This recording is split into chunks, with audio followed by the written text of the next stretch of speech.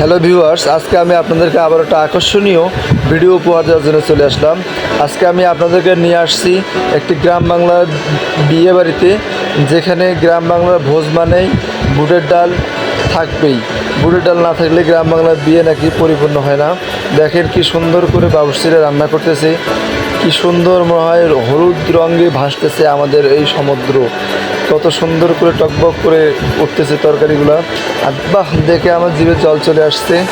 দেখেন বাবুর্চিরা কি সুন্দর করে লোহার হাতা দিয়ে নেড়ে নেড়ে তরকারি রান্না করতেছে।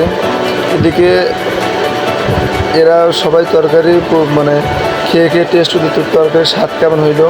আসলে মানুষকে খাওয়ানোর যে একটা আলাদা অনুভূতি এদেরকে দেখলে বোঝানো যায়। আসলে এরা মানুষকে খাওয়াতে নিজেরা যে এত কষ্ট করে রান্না করতেছে তা আপনাদেরকে বলে শেষ করতে পারবো না। দেখেন কি সুন্দর করে তরকারি চেখে দেখতেছে, আসলে কি তরকারি পরিপূর্ণ হয়েছে না পরিপূর্ণ হয়নি।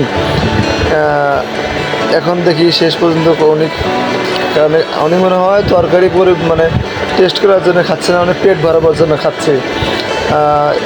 এই গ্রাম বাংলা আটার ডাল এবং বুটের তরকারি মানুষের খুবই জনপ্রিয়। গাইবান্ধা জেলার বিখ্যাত এই তরকারি ছাড়া বিয়েবাড়ি বা বড় বড় প্রোগ্রাম যেন অসম্পূর্ণ থেকে যায়।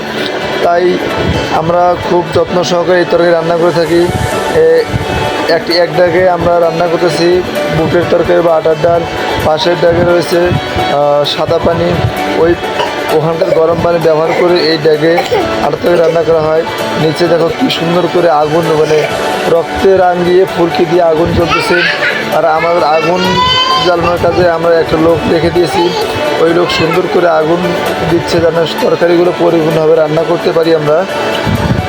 তো আমাদের এই বাবুর্চি খুব যত্ন সহকারে খুব পরিশ্রমের সহিত রান্নাগুলো করতেছে। আসলে এই রান্নাগুলো করা খুব বেশি সহজ কাজ নয়, একটু ব্যতিক্রম ঘটলেই যেন এর অবনতি ঘটে যাবে।